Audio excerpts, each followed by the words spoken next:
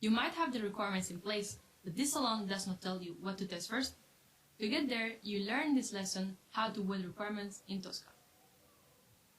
We'll look at what does it mean to weight requirements and where and how to do so in Tosca. But first, let's start by looking into why we need to weight requirements. Prioritizing your test cases is crucial for your testing process. Why is that? Well, some requirements carry more business risk than others. This means that if they were to fail, the impact for the application and the business overall would be greater than in most other cases. For example, if the demo webshop will fail to allow you to pay for your ordered items, the risk associated with that error will be much higher than if the shop will offer the possibility to sign up for a newsletter. To be able to test what's most important, first you need to assess the risk related to each requirement. The Pareto principle says that 80% of your risk comes from 20% of your application.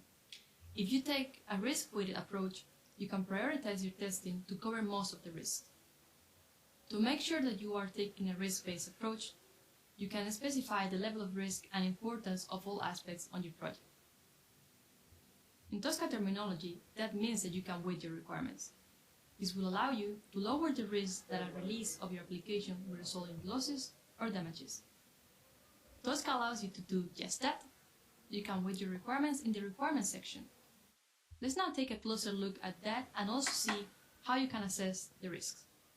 In Tosca, the weight for each requirement is calculated based on two values, the frequency class and the damage class.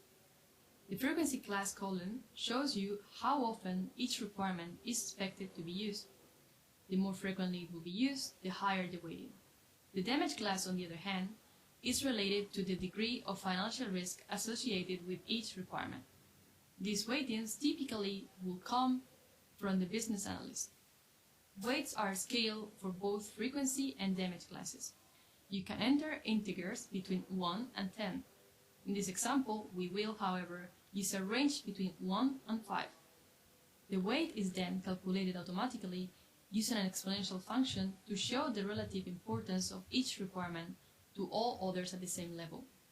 In this way, we know where to test first and we make sure to maximize risk coverage.